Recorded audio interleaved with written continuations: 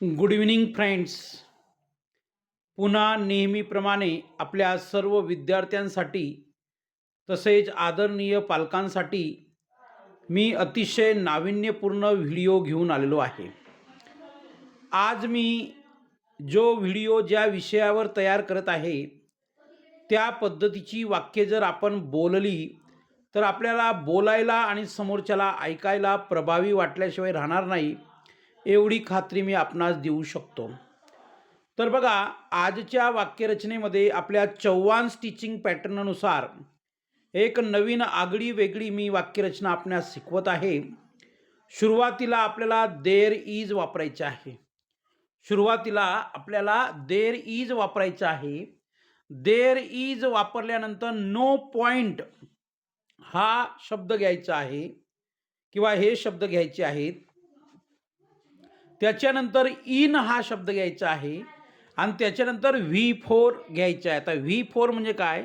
मुख्य क्रियापदाचं चौथं रूप, म्हणून त्याला मी V4 म्हटलेलं आहे. पुन्हा सांगतो, आपल्याला देअर इज लिहायचं आहे, त्याच्यानंतर नो पॉइंट लिहायचं आहे, त्याच्यानंतर इन लिहायचं आहे आणि त्याच्यानंतर V4 म्हणजे क्रियापदाची चौथी रूपं, पण ती वेगवेगळी घ्यायची वाक्यानुसार.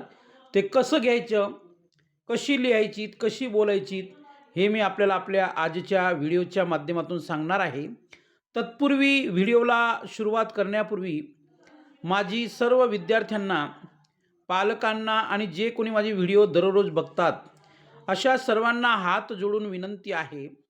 म्हणजे आपल्याकडे मी हक्काने मागणी करत आहे. लक्षात घ्या, मी खूप मेहनतीने वेगवेगळी वाक्यरचना आपल्यासमोर घेऊन येत असतो, जेणेकरून महाराष्ट्रातील ज्यांना कुणाला इंग्रजी शिकायची असेल त्यांना आकर्षित इंग्रजी शिकता यावी, प्रभावी इंग्रजी शिकता यावी.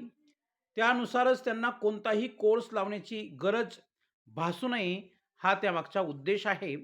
त्यामुळे आपण माझ्या चॅनलला सबस्क्राईब करावं किंवा इतरांना सबस्क्राईब करायला भाग पाडावं, वॉच टाईम वाढवावा, ही आपल्याला कळकळीची विनंती आहे. चला तर मग जास्त वेळ न दवडता आजच्या नाविन्यपूर्ण व्हिडिओला सुरुवात करूया. पहिलं वाक्य काय आहे बघा, there's no point in the crime. मग आता देअर्स म्हणजे देअर इज किंवा देअर इज म्हणजे देअर्स. आता देअर इज हा लॉंग फॉर्म आहे समजा, पण देअर्स हे त्याचा शॉर्ट फॉर्म आहे. मग देअर्स म्हणजे काय? There is. आणि देअर इज म्हणजे काय? There's, right. तर बघा, there's no point in crying. मग आता सुरुवातीला देअर इज आलेला आहे, त्याच्यानंतर नो पॉइंट आलेला आहे, त्याच्यानंतर इन आलेला आहे आणि क्रायचं चौथं रूप क्राईंग आलेलं आहे. म्हणजे आपलं पहिलं वाक्य मी दिलेल्या चव्हाण स्टिचिंग पॅटर्ननुसार तंतोतंत आहे. तर अशी प्रकारची वाक्य कशी बोलावी किंवा नेमकी कोणत्या अर्थाने बोलावी हे आपण शिकून घेऊ किंवा समजून घेऊ. बघा, there is no point in crying म्हणजे काय? रडण्यात काही अर्थ नाही. आपण एखाद्याला सांगतो ना, रडू नको, रडून उपयोग नाही, म्हणजे तुझ्या रडण्याला काही अर्थच नाही, तू रडूच नको. मग आपण असं वाक्य कसं बोलू शकतो इंग्रजीमध्ये? There is no point in crying, रडण्यात काही अर्थ नाही किंवा तू रडूच नको या अर्थाने.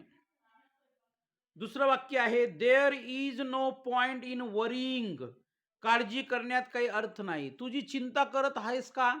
तुझी काळजी करत आहेस का? तर ती काळजी करण्यात काहीही अर्थ नाही, तू काळजी करूच नको. म्हणजे तुझी काळजी करतो का ती निरर्थक आहे, फालतू आहे, मिनिंगलेस आहे, दॅट्स ऑल. तर there is no point in worrying, to worry हे क्रियापदाचं पहिलं रूप आहे आणि त्याला ING म्हणजे क्रियापदाचं चौथं रूप झालं ते, राईट. बघा, तर there is no point in worrying, काळजी करण्यात काही अर्थ नाही. There is no point in lying, खोटे बोलण्यात काही अर्थ नाही. There is no point in hiding, लपण्यात काही अर्थ नाही, म्हणजे तू बाहेर निघ, आता तू लपू नको, कारण की लपून काही उपयोग नाही. There is no point in shouting, ओरडण्यात काही अर्थ नाही. आता कशाला ओरडतोय? साप निघून गेला, भांडण संपलं, तर तुझ्या ओरडण्याला काही अर्थ नाही. There is no point in shouting. ओरडण्यात काही अर्थ नाही. There is no point in waiting, वाट पाहण्यात काही अर्थ नाही. म्हणजे बस आज येणारच नाही. 12 वाजेला बरोबर गावात बस येते प्रवाशांना घ्यायला, पण ती बस आली नाही. 12:30 झाले, 1 वाजले, 1:30 वाजले, 2 वाजले, 2:30 वाजले. म्हणजे ती बस कॅन्सल आहे आज, म्हणजे ती येणार नाही. म्हणून आपण बोलू शकतो, there is no point in waiting, वाट पाहण्यात काही अर्थ नाही. Right?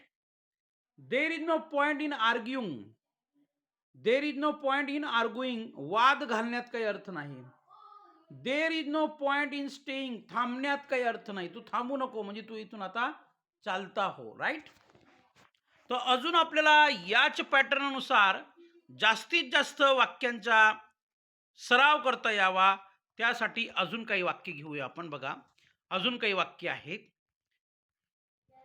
There is no point in going, जाण्यात काही अर्थ नाही. आजच्या रात्र थांबून जा, आराम कर, उद्या सकाळी जा. There is no point in calling, phone करण्यात काही अर्थ नाही. कारण आपण ज्याला फोन लावत आहोत तो फोन उचलतच नाही, ती फोन उचलतच नाही, ते फोन उचलतच नाही, पिकअप नाही करत. तर there is no point in calling, phone करण्यात काही अर्थ नाही. There is no point in asking, विचारण्यात काही अर्थ नाही. There is no point in telling, सांगण्यात काही अर्थ नाही. There is no point in blaming, दोष देण्यात काही अर्थ नाही. There is no point in fighting, भांडण करण्यात काही अर्थ नाही. There is no point in running, पळण्यात काही अर्थ नाही. There is no point in trying, प्रयत्न करण्यात काही अर्थ नाही. There is no point in fearing, भिण्यात काही अर्थ नाही. राईट? म्हणजे भिऊ नकोस, मी तुझ्या पाठीशी आहे. घाबरू नकोस, मी तुझ्या पाठीशी आहे. राईट? अजून आपल्याला जास्तीचा सराव करता यावा, त्यासाठी काही वाक्य आहेत. बघा, there is no point in doubting, शंका घेण्यात काही अर्थ नाही. There is no point in thinking, विचार करण्यात काही अर्थ नाही. ती वस्तू खरेदी करून टाक, विकत घेऊन टाक, जास्त विचार करू नको. There is no point in rushing, घाई करण्यात काही अर्थ नाही. There is no point in delaying, उशीर करण्यात काही अर्थ नाही. There is no point in repeating, पुन्हा सांगण्यात अर्थ नाही. There is no point in talking, बोलण्यात काही अर्थ नाही.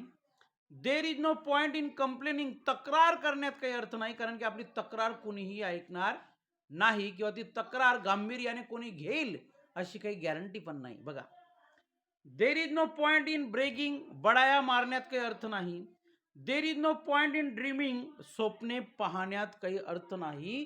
कारण तू फक्त स्वप्न बघत आहेस, ते स्वप्न पूर्ण करण्यासाठी you are not doing action, म्हणजे तू कृती करत नाही.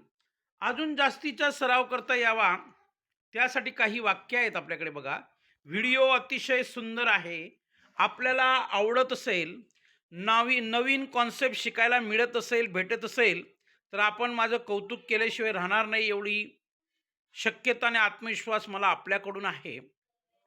There is no point in searching, शोधण्यात काही अर्थ नाही. कारण आपण जे शोधत आहोत का ते मिळतच नाही, ते प्राप्तच होत नाही ना आपल्याला. म्हणून there is no point in searching, शोधण्यात काही अर्थ नाही. There is no point in buying, विकत घेण्यात काही अर्थ नाही. There is no point in changing, बदलण्यात काही अर्थ नाही. There is no point in returning, परत येण्यात काही अर्थ नाही. There is no point in panicking, घाबरून जाण्यात अर्थ नाही. There is no point in regretting, पस्तावा करण्यात अर्थ नाही. There is no point in wondering, नवल वाटण्यात अर्थ नाही. There is no point in starting, सुरुवात करण्यात अर्थ नाही. There is no point in watching, पाहण्यात अर्थ नाही. लक्षात घ्या. पुन्हा आपल्याला जास्तीचा सराव करता यावा, त्यासाठी काही वाक्य आहेत आपल्याकडे, ती वाक्य आपण बघूया. बघा, there is no point in helping, मदत करण्यात काही अर्थ नाही. कारण की आपण मदत केल्यानंतर देखील ते व्हॅल्यू करत नाही, त्याला महत्त्व देत नाही. म्हणून there is no point in helping, मदत करण्यात काही अर्थ नाही. There is no point in explaining, स्पष्टीकरण देण्यात अर्थ नाही. There is no point in pretending, ढोंग करण्यात काही अर्थ नाही. कारण की आपण झोपलेल्या माणसाला जाग करू शकतो, पण झोपेचं सोंग घेतलेल्या माणसाला जागे करू शकत नाही. There is no point in staying here, येथे राहण्यात काही अर्थ नाही. There is no point in asking him, त्याला विचारण्यात अर्थ नाही. तर जवळजवळ आपण 25 ते 30 वाक्य पाहिलेली आहेत आणि पॅटर्न आहे. सुरुवातीला देअर्स घ्यायचा किंवा देअर इज घ्या, त्याच्यानंतर नो पॉइंट घ्या, त्याच्यानंतर इन घ्या आणि त्याच्यानंतर मुख्य क्रियापदाचं चौथं रूप घ्या. You can make various or several kinds of sentences. हजारो प्रकारची वाक्य तुम्ही बनवू शकतात. आणि फक्त वाक्य बनवू नका विद्यार्थी मित्रो, फक्त वाक्य लिहू नका, तर ती वाक्य प्रत्यक्षात बोला. म्हणजे you can use these sentences in your on personal communication or when you are making your communication with others on particular topic, on particular issue, on particular subject, at the same time without any delay, you can use this in an impressive way. That's all. आकर्षक पद्धतीने तुम्ही अशी वाक्यरचना वापरू शकतात. Video आवडला असेल तरच लाईक करा, नाही तर काही अडचण नाही.